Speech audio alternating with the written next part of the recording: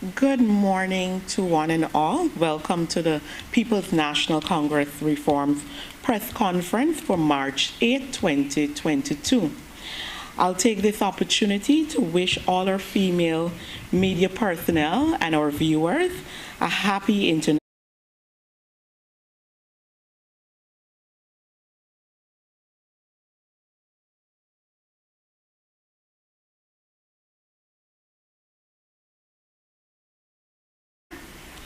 and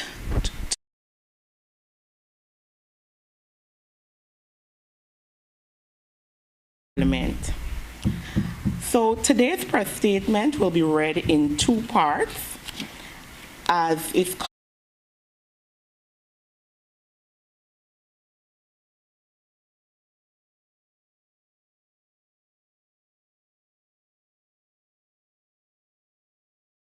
and the name of your entity. So we will move on to our press statement. Thank you very much, Madam Chairperson, for this morning's proceeding. A pleasant morning to you, ladies and gentlemen of the media. Today, I will be reading a press statement as it relates to International Women's Day 2022. Today, we join with the rest of the world to celebrate our women.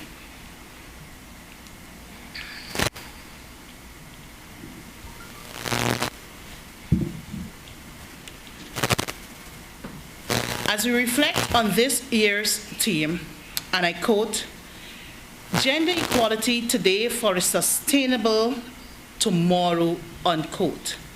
The United Nations reminds us, and I quote, "Without gender equality today, a sustainable future and an equal future remains beyond our reach," unquote. Every year, during March, we participate in the observances to showcase to the world our appreciation for the sacrifice and dedicated hard work of our women. This year is no different. We must, however, reflect with greater emphasis on the disadvantages presented to our women during the COVID-19 pandemic, in which women face the greatest risk. Guyanese women are suffering at various levels as they combat reduced opportunities, high levels of unemployment, discrimination, abuse, sexual harassment, and gender bias in seeking to earn a living. These hardships do not bypass any strata of Guyanese women, as our female representatives in our National Assembly are faced daily with misogynist behaviors from male leaders of the People's Progressive Party. It must be noted that as a country, we have made significant positive strides to attain gender equality. For example, the 2010 Global Status of Women in Parliament report ranked Guyana at 25th of 186 countries, with 30% of its members of parliament being female. Guyana is well ahead of many developed countries on this index. This is commendable, and credit must be given to the enlightened stakeholders in the Constitution reform process of 1999-2000. However, there is much to complain about and fix.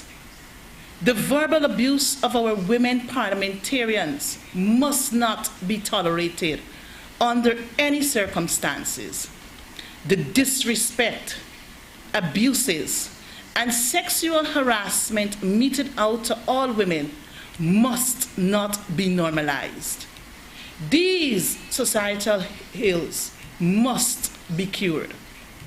We applaud individuals and civil society groups, such as the Guyana Human Rights Association, for expressing their objection over the most recent repugnant misogynist conduct of a PPP male member of Parliament in the National Assembly. But we must also rebuke the Speaker of the National Assembly for continuously allowing and condoning such conduct that seeks to humiliate women MPs and women in general. Our women in Guyana are frustrated that they cannot be more involved in civil society, in women's movements or advocacy groups, fearing the hostility and victimization they and their families will face. Women must, however, overcome these fears and must be outspoken and militant in protecting their achievements and striving for their full rights. We must here remember the words of Sister Angela Davis, and I quote, "We are never assured of justice without a fight," unquote. We, women, must also support one another. Women must not allow differences across whether politics, religion, social status, occupation, and ethnicity blind us to our shared challenges, shared hopes, and shared destiny. It was the great Maya Angelou who said, and I quote, "Each time a woman stands up for herself, without knowing it possibly, without claiming it, she stands for all women," unquote. We must continue to support and celebrate our women. We especially praise those who use their work to change hearts and minds, those who advocate and fight for equal rights and respect for women, whether in workplaces, those who give care and comfort, those who lend a voice to the voiceless, and those who guide, lead, and blaze new pathways. On this International Women's Day, our party, the People's National Congress Reform, here announces a contract with the women of Guyana to build a country in which their dignity, aspirations, well-being, power, and rights are fully respected and guaranteed as individuals and as a group. To you, ladies, here on the platform, and for those who are streaming live on our social media platforms, I wish you a happy, happy International Women's Day 2022. May God continue to bless us all. Thank you very much.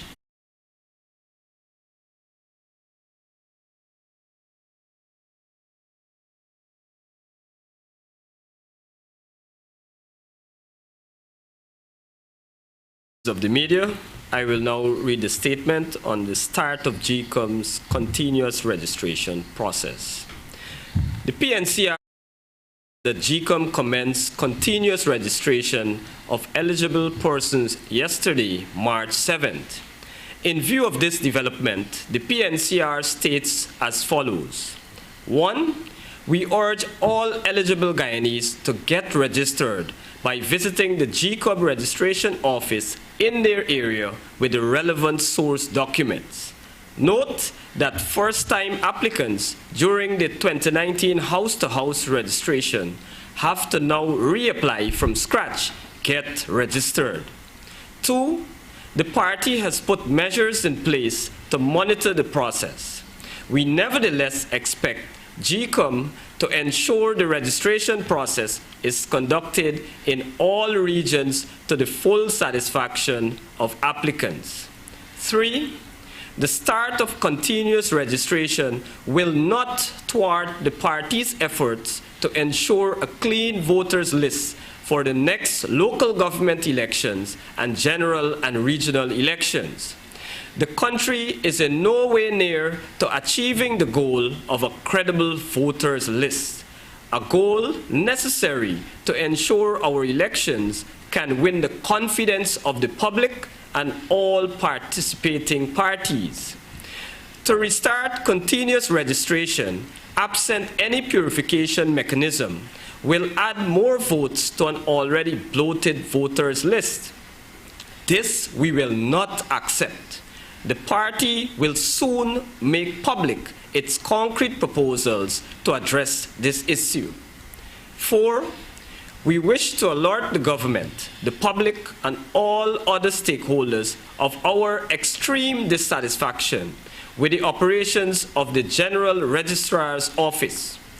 Reports we have received point to high-level administrative malpractices that are causing the processing of birth, death, and other certificates to be unduly prolonged and frustrating. We demand that GRO take urgent and specific measures to get its act together. 5, the PNCR will not accept the PPP using its one-seat parliamentary majority to pass amendments to the Representation of the People Act. We will only accept amendments obtained through meaningful multi-party and multi-stakeholder consultations. 6, the party recommits itself to collaborate with all other parties and stakeholders to ensure our elections are free and fair. Thank you.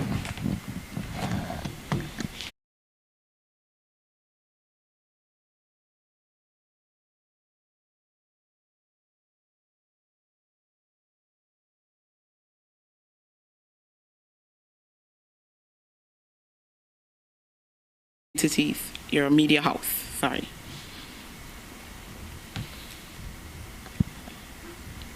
And of course, these are questions based on the press statement before we move on to any other questions. Mr. Adam Harris.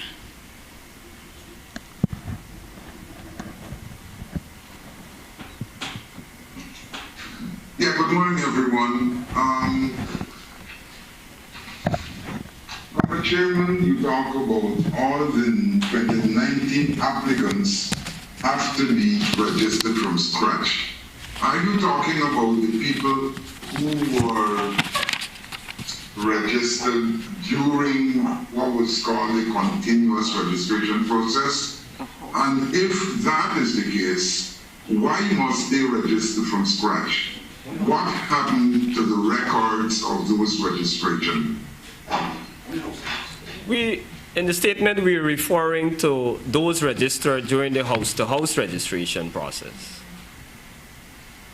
Adam, at this time, I cannot answer for GECOM. What we're saying is that we do not agree with them proceeding with this process, but we obviously have to protect the interests of all Guyanese, and so we must take part in the process.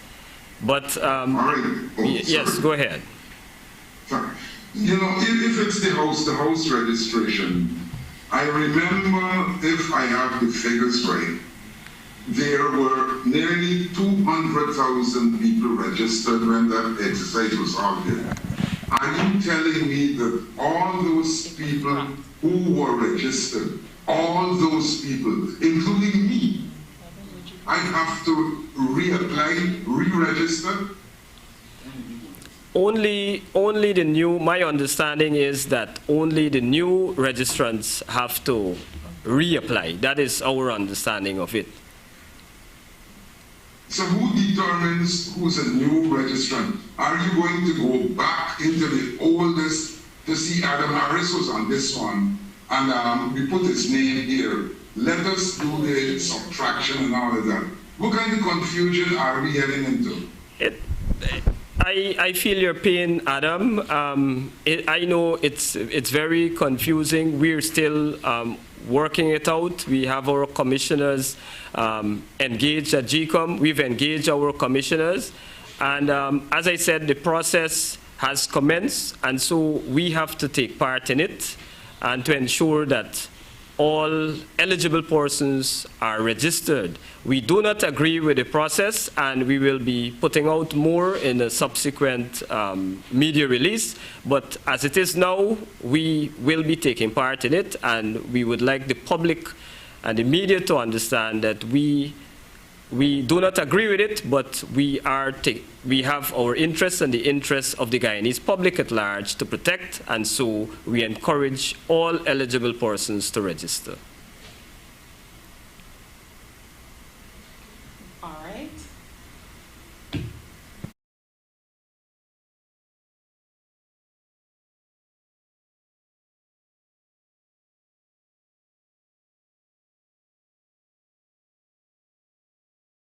You do not agree with the process as outlined by GECOM, that is to say, scrapping the registration process that was conducted, the house registration process that was conducted in 2019.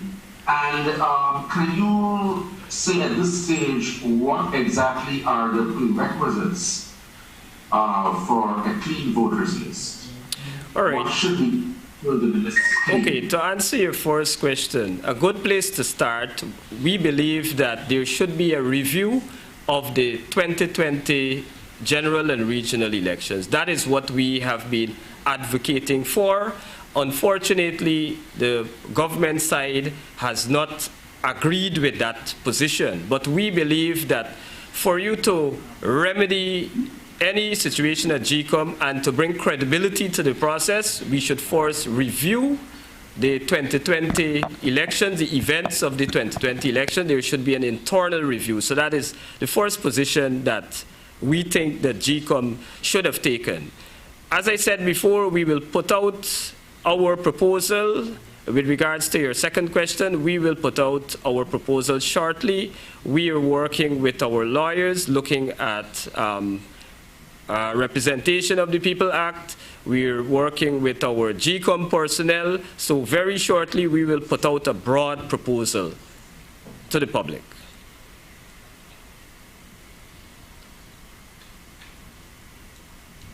If Dennis is true, I really want to press Mr. Wheeler once more, because I don't think he has answered my question fully. I want to know what exactly is the basis for your objection of the cancellation of the registration, the house registration that was conducted in 2019. Dennis, look, we're working on. There are several areas that, or several angles that GECOM could move to present a clean voters list. We do not believe that this continuous registration process that they've embarked on will yield that. And so obviously we have to object. As I said, we will put forward our proposals. There are a lot of avenues that GECOM could take, but of course that will also depend on consultation between the two sides, and of course the GECOM chair at the commission level. So naturally speaking, we have not endorsed this registration process, this continuous registration process, and we will in a future statement put out and let you guys know our firm position on it. Okay, one sec, Mr. Let me just have the transition going, because we're having the talking in between, you know, the interaction. Mr. Shabal, we will move on to another question, and if you have something else after, we'll get back to you. Mr. Adam Harris? Yes, thank you very much, Mr. Comrade Chairman. GECOM, in the run-up to the 2015 elections, is on record as saying that it does not or did not have the authority to remove any name from the voters list. That was the problem. You talked about the voters list being bloated and all of that. GECOM said we cannot remove names unless they had gone to the GRO and the whole fancy process. How is it that the very GECOM can now remove names from the list, the names of people who were registered during the house-to-house registration in 2019?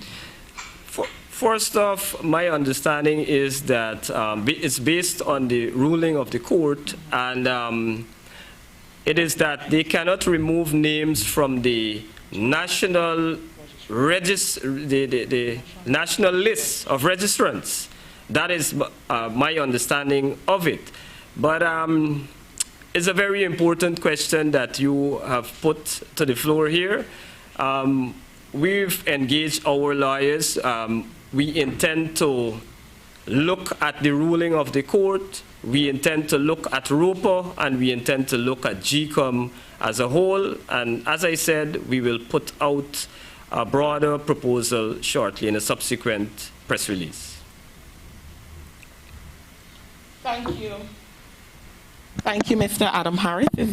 Any other questions coming from the media on the press statement?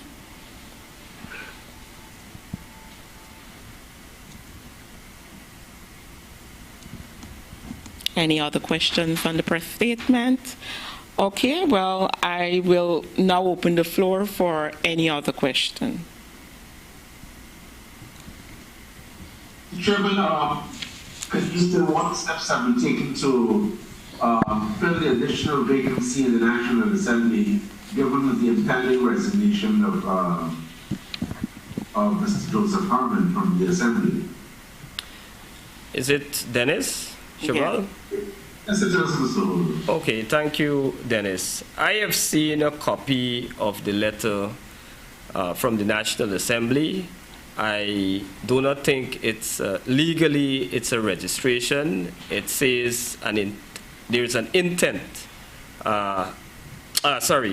Resignation. There is an intent for Mr. Harmon to resign, and so I wouldn't take it that he has resigned. And so it's an internal process. We have to wait until that time. March 15th, we'll see what happens at that time. It's only at March 15th that you'll consider who will be replacing him, or you're already starting the process?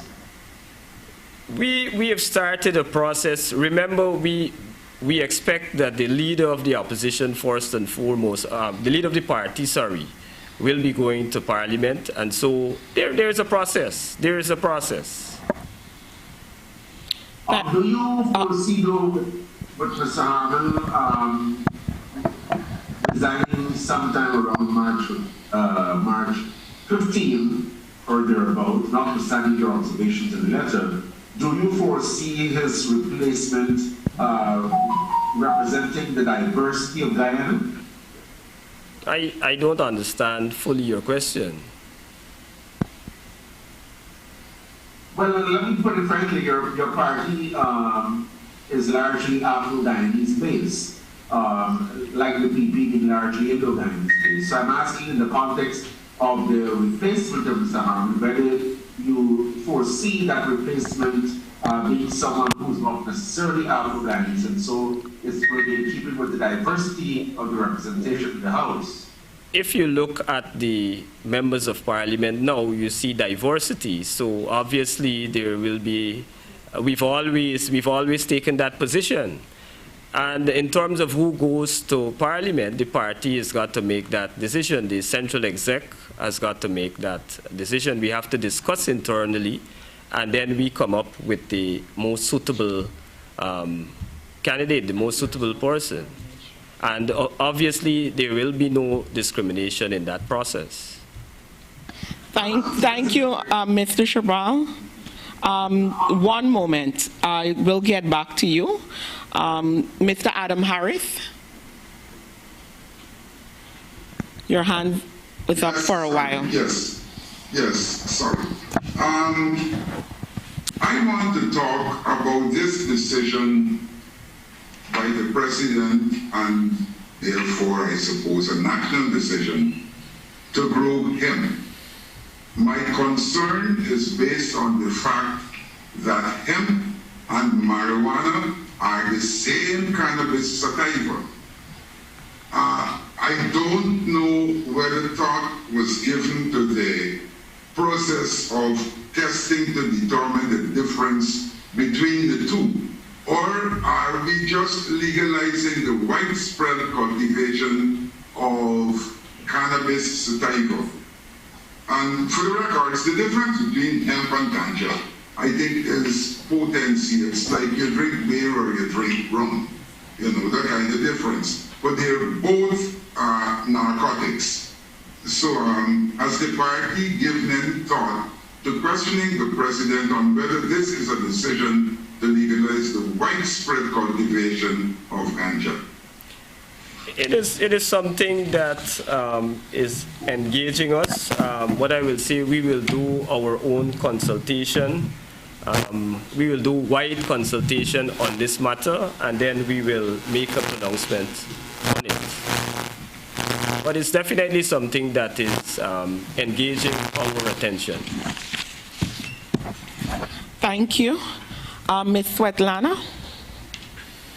Hi, good day, everyone. Good day. I just want to follow up to Mr. Chabrol's question on the possible replacement for Mr. Harmon and Dr. Henry, where we know that Mr. Norton has been identified as a member of Parliament. Could you say if other members or executives of the PNCR would have signaled in any informal or formal way, but mostly formal, their willingness to take up the position as Member of Parliament, and if so, how many persons would have done so to date? I'm asking on the basis that I've received information that persons would have done so, so I just want to confirm. We have, thank you, Svetlana, we have a long list of candidates. It's an internal matter. The central executive has got to deliberate on it. Then we have to take it to our coalition partners. We have to take it to the APNU, and then we move to have that replacement. So it's a process. That much I can say at this time. Thank you. But you can't say numbers if you're saying you have a list already of possible candidates to that position? It's a long list. It's a long list. We have a long list of persons, and all the names there would be considered. And once we have a candidate, we'll let you know. We wouldn't want to make public those names at this point in time. You know, we have to do our internal consultation, our internal decision, and then we take it to APNU. But there hasn't been any shortlisting per se. We haven't come up with a short list as yet. And so, you know, I cannot give you any names or any numbers in that regard. Thank you. I see the hands up of Mr. Lakeram. Good morning. Can you hear me? Yes. Could you give us your full name and your media house? Lakeram Bayer from the Standard News. Mr. Holder, how confident is the party that Mr. Granger is going to act on their recommendation as leader of the list? How confident is the party? We are very confident. We are very confident that once we put, as long as we decide on the replacement, we consult with our APNU partners, and then we put that name to the representative of the list, who then alerts the Parliament. That's the process. Last week, Mr. Norton would have indicated that the party had written to Mr. Granger identifying him as Dr. Henry's replacement. Did the party receive any response or anything from Mr. Granger in that regard? Just if you can repeat for me, please. Last week, Mr. Norton would have indicated that they have written to Mr. Granger identifying him as a replacement for Dr. Henry. What I'm asking is if the party received any acknowledgement of this from Mr. Granger or any form of communication. The leader is currently out of the jurisdiction. I can't confirm whether or not he has received a response or any letter from Mr. Granger at this time, as the chairman of the PNU.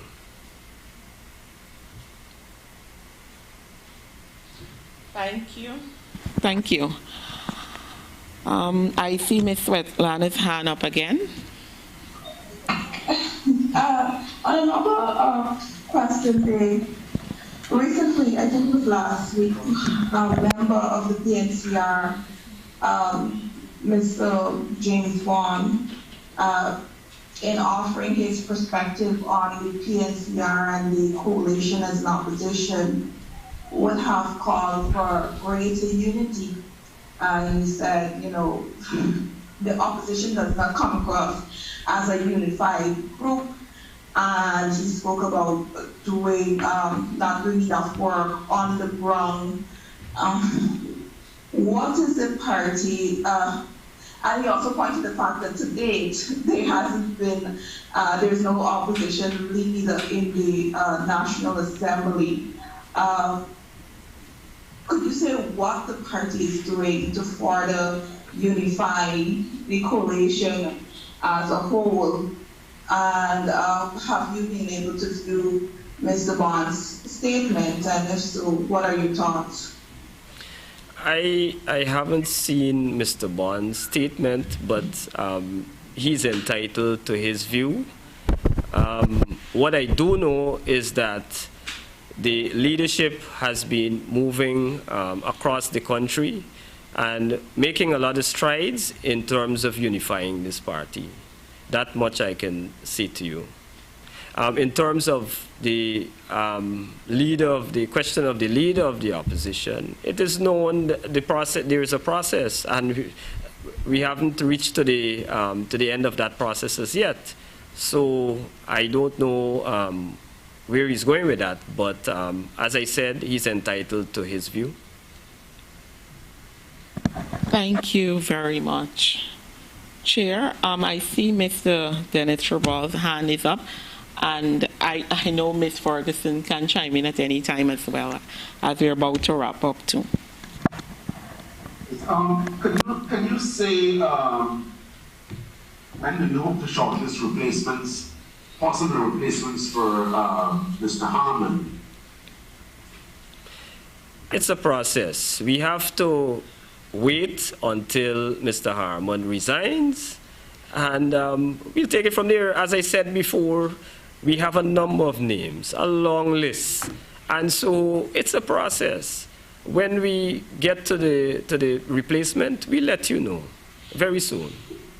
Do those names include Mr. Gary Best and Mr. Williams? All names, all suitable candidates will be considered. All suitable, I assure you. Whether those are among the names. I wouldn't get into the specifics. I'm saying to you that all suitable candidates will be considered. Mr. Best is a central executive member. Morvin being a past parliamentarian, but I wouldn't pronounce on that. It's a long list, and in due time we will let you know. We'll do this shortlisting and we'll let you know. All right, thank you very much. As we close up here, Madam Chair, one last final question. Yeah, If I can be yeah. Mr. Dennis, you know, you usually take a lot of our time. You get more questions than anybody else on this panel in the media field. I don't have anybody asking. I know, but you ask a lot. We'll just make it very quick for us. What is the party's position on the current allegations that are been allegations against the Region 4 chairman? That's Mr. Searam. As you will know, he's the subject of an investigation by the police. You are correct. There are allegations. The police have to be allowed to do their work, and we'll pronounce on it. We'll take it from there thereafter. As it is now, there are only allegations. Thank you. And we'll take our last question from Stabrook News. Mr. Horner, in relation to the opposition leader, you mentioned that there is a process. How far along is that process? And is that process delayed by members waiting for Mr. Norton to become an MP so that he can take up the post of opposition leader? Who is it, Dennis? No, Mr. Lekram from the South. Oh, okay, Lekram. I think it is known to the public. Dr. Henry has resigned. It's already in the public domain. We've written to the representative of the list and so forth. So that is where we are. We have to. There isn't a vacancy. There isn't a vacancy available as yet until the 31st, as far as we are aware. And so we have to wait until that vacancy is available and then take it from there. There isn't much that we can do until that time. Thank you. As a member of Parliament, has anybody from the current core that is there been identified as a possible replacement for Mr. Harman as leader of the opposition, or are you guys waiting on the entry of Mr. Norton? As leader of the opposition, Mr. Harman resigned as leader of the opposition for some time now. The party had made a decision that the party leader will become the leader of the opposition. That is where we are with that. So that decision was taken by the PNC in exclusion of the JNC? No. I didn't say that. I didn't say that at first. Okay. If you would allow me. It's a process. It's a process, and much of it is in the public domain already. We had consultations with APNU, and we had consultations with AFC, our coalition partners. So as far as I'm concerned, that's a done deal. We await March 31st when there is a vacancy, and then we take it from there. Thank you. At this point, we will close our press conference off. There are quite a few things happening. So we will be closing off the press conference, and we would like to, again, I'll have Ms. Ferguson wish the women, again, a happy International Women's Day. Ms. Ferguson, Thank you very much. close off for us. Thank you very much, Chairperson. Once again, I wish to take this opportunity in extending a happy International Women's Day 2022 to all Guyana. Thank you very much. Thank you. Do have a good afternoon.